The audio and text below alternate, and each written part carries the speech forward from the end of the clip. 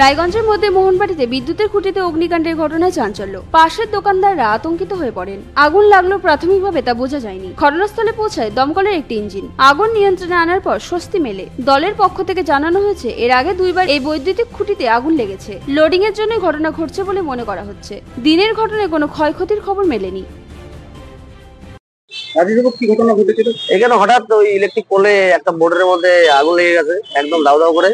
তারপরে মানে আগুন পড়ছিল, আমরা তো প্রচন্ড মানে আতঙ্কিত, মানে ম্যাক্সিমাম আতঙ্কিত, সবাই সবার মতো দোকান থেকে বেরোলো। তারপর আমরা উপরে গিয়ে সাথে জল টল দিলাম। তারপর ফায়ার ব্রিগেড আসলো, ইলেকট্রিক সাপ্লাই থেকে আসলো, এসে লাইনটা কাট আপ করলো। কিভাবে ঘটনাটি ঘটলো কিছু জানা গেল? এইটা না বোঝা যায়নি, হঠাৎ আগুন লেগে গেছে। তারপর আমরা বাড়ি বাড়ি দেখলাম। কোন জায়গায় এটা? কোন জায়গায় ঘটছে? এটা মোহনবাড়ি বিএল মার্কেট। এখানে প্রচুর দোকানপাট রয়েছে। প্রচুর প্রচুর, এটা মাঝে মাঝে হয়, এর আগে 2-4 বার হয়েছিল। কি চাচ্ছেন আপনি? আমরা চাচ্ছি এটা একটা কোনো ভালো সমাধান হোক, না হলে যে কোনো সময় যে কোনো ভয়াবহ কোনো দুর্ঘটনা ঘটতে পারে। কি নাম? রাজেশ ঘোষ।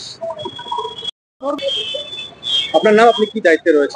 আমার নাম Jayanta Kumar Bose, Raiganj fire station leader পদে আছি। কি ঘটনা ঘটেছিল এখানে? ঘটনা বলতে কি, আমাদের ডিপার্টমেন্টে ফোন করলো অফিসে যে এখানে বিএল মার্কেটে আপনার ইলেকট্রিক পোলে আগুন লেগেছে। আগুন লাগার মাত্রই আমরা খবর পাওয়া মাত্রই আমরা চলে এসেছি এখানে। মানে কিভাবে আগুনটা লাগলো কিছু বোঝা গেল? এখানে যত এর আগেও এখানে 2 বার আগুন লেগেছে, যতদূর সম্ভব ওভারলোডিং এর জন্য। আর এখন বিশেষ করে গরম পড়েছে, তার জন্য এসি চলছে স্বাভাবিকভাবে। লোডের ব্যাপার, কেবল কি ধরনের কেবল ইউজ করছে ইলেকট্রিক ডিপার্টমেন্টের লোকরাই বলতে পারবে। ক্ষয়ক্ষতি কিছু না, ক্ষয়ক্ষতি কিছু সেরকম কিছু হয়নি। এখন কি অবস্থা রয়েছে?